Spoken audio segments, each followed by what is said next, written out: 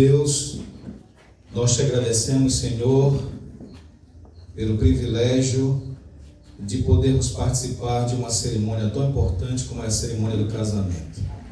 Estamos aqui nesse momento para pedir que o Senhor aceite tudo que será apresentado aqui nessa noite, em nome de Jesus, amém. Podem sentar.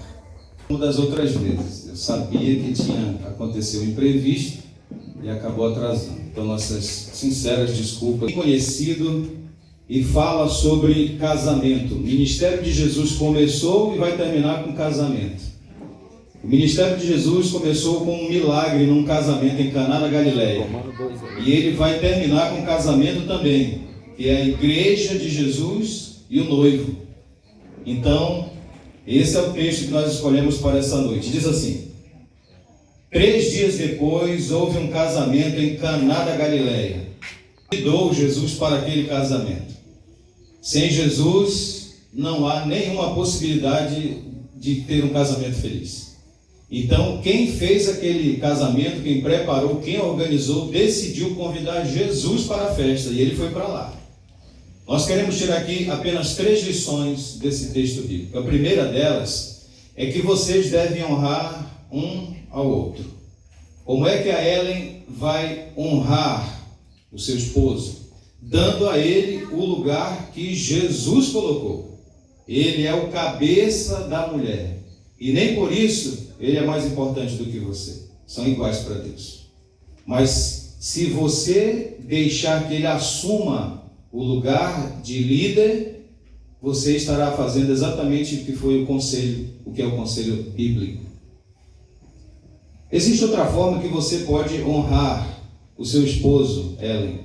Aceite as diferenças que existem. Tem muitas diferenças. Então você precisa entender que ele é diferente de você. E as diferenças, elas devem atrair. Como nós falamos no curso de noivo. As diferenças, elas devem atrair. Elas não é uma repulsa. O fato de serem diferentes vai contribuir para as diversas situações que vocês vão enfrentar pela frente. Às vezes um não sabe, mas o outro está sabendo já como é que funciona. E as diferenças serão para o crescimento de vocês. Outra coisa é que você precisa ser uma auxiliadora. Deus criou Eva para ser uma auxiliadora idônea de Adão. E você deve ser essa esposa auxiliadora. Agora, irmão Francisco, como é que você vai honrar a sua esposa? Eu vou dizer dar algumas dicas aqui. Perceba a Ellen. Às vezes as mulheres se preparam para alguma coisa, ou fazem alguma coisa, e os homens não percebem nada do que está acontecendo. Perceba. Às vezes ela terá necessidade de alguma coisa, e o senhor tem que perceber isso aí. E não pode fazer como alguns fazem, né? Às vezes a esposa quer tomar ali um sorvete, alguma coisa ali, né? E ela diz que está com calor, só isso, entendeu? A pessoa tem que perceber que está jogando ali. Não é para dizer assim, vai tomar banho, né? Vai, sei lá, liga o ventilador. Às vezes é outra coisa. Então perceba, seja sensível a essas coisas aí. É através da atenção que nós damos a uma pessoa que demonstramos o valor que ela tem para nós. Então perceba a sua esposa. Respeite os sonhos e as limitações da Ellen também. Eu já vi muitas mulheres deixarem os seus sonhos para depois, para que o esposo pudesse realizar o dele. Então perceba que quem sabe a Ellen ainda quer realizar alguma coisa, não sei. Perceba isso, talvez esteja enganado. Valorize a companhia da sua esposa também. Se o senhor tem os amigos aí, os irmãos, são companhia dos seus, mas agora a Ellen é a principal. Dá uma olhada assim estranha aqui um para o outro, né? Então veja, irmãos, se antes daria para fazer alguma coisa ali, quem sabe agora vai cortar uma boa parte disso aí. Porque o Senhor jamais pode trocar a Ellen pelos seus amigos. Ela é a principal companheira sua. Valorize a companhia dela. Os amigos não são mais importantes. Então o Senhor tem que separar tempo especial para vocês dois. Às vezes o casamento começa muito bom, depois de um tempo ele vai esfriando, até que finalmente eles chegam a uma conclusão que nunca chegariam se tivessem cuidado lá atrás. Separação, porque não cuidaram lá atrás. Então é preciso resolver as coisas e entender que vocês precisam de momentos especiais. E nem precisa de dinheiro, viu? Porque às vezes, não, mas não tem dinheiro para viajar, não tem dinheiro para isso. Nem precisa disso aí, tanto assim, né? Às vezes com R$3,50 compra um pacote de milho, né? Faz uma pipoca, escolhe um bom filme para assistir juntos. Coisa simples. Eu morei em Santarém, no Pará, e lá tinha umas faixas assim que dizia assim, 3x salada por R$10. Eu disse, rapaz, mas é barato demais. Aí eu pegava R$20, 10 era para os 3x salada, e os outros R$10, um suco para mim e um suco para Eliane. Eu saía para a rua com ela lá, só eu e ela. E aí eu comia um x-salada, ela comia o outro, e o outro a gente rachava bem no meio. Ela comia uma parte, eu comia a outra parte. Mas chegou um dia que eu não tinha R$20 não. Mas tinha uma padaria lá que vendia broa, por R$3 a broa. E deu certinho. Então, com R$5 eu resolvi nossa saída. Mas na verdade não precisa nem disso, não é como eu falei. Com coisas simples, desde que vocês programem para fazer as coisas juntos. Então a primeira lição, são 3. A primeira lição, separem tempo um para o outro, procurem honrar um ao outro. Segunda lição, são só 3. Casamento é cheio de surpresa. E as surpresas podem ser negativas e positivas. As negativas, geralmente elas não aparecem no tempo de namoro, vai aparecer no casamento. E vocês vão se surpreender com isso aí, estejam preparados para isso aí, viu? As negativas, elas aparecem.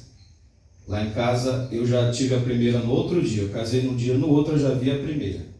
A Eliane tomava banho, se enxugava e deixava a toalha molhada assim em cima da cama, embolada. E lá em casa, a ordem é, tomou banho, leva a toalha lá para fora, no varal, e estende isso lá no sol. Era assim. Mas no primeiro dia logo eu olhei a toalha molhada em cima da cama, não falei nada. Ele foi passando uns 10 dias, um mês, aí eu falei. Guilherme, não tem como colocar essa toalha lá fora, porque aí vai dar bactéria, alguma coisa do tipo. Mas não mudou não. Passou o primeiro ano, segundo ano, terceiro, quinto ano, 10º ano. Nunca mudou. Aí eu tomei uma decisão. Eu já falei para vocês, tem coisa que não muda, não foi o que eu falei? No curso de noivos, nós tivemos, eu falei isso para eles. Tem coisa que não vai mudar. E eu não vou me separar por causa de uma toalha. Mas tem gente que se separa por causa de uma luz que não é apagada. Eu já falei que é para apagar essa luz. Não enche a vasilha da geladeira, deixa lá 2 dedos assim, ó, só para dizer que não secou, né? E vão ficando assim chateados um com o outro, até que chega um ponto, irmão, de se separar. Aí quando vão perguntar o que era, começou lá com uma colher que esquecia a panela destampada, as moscas ficavam por ali, mas depois foi se juntando. Então as surpresas negativas, elas vão aparecer. Você nunca deve ter visto o irmão Francisco limpando o nariz. Você vai ver. Agora vai ver. Não mostra não, só chega cheiroso, arrumado, né? Mas agora isso vai aparecer. Fiquem preparados para as surpresas negativas, elas vão aparecer no casamento. Lá em casa nós adoramos esse almoço que a Eliane faz, o pão integral que ela faz, mas ela já demonstrou coisas negativas dentro do casamento. Algumas coisas mudou, e eu também. Algumas coisas eu mudei, e ela também, mas outras coisas não vai ter jeito não. A gente não deixa não. E aí, o princípio é bíblico, né? De aceitação.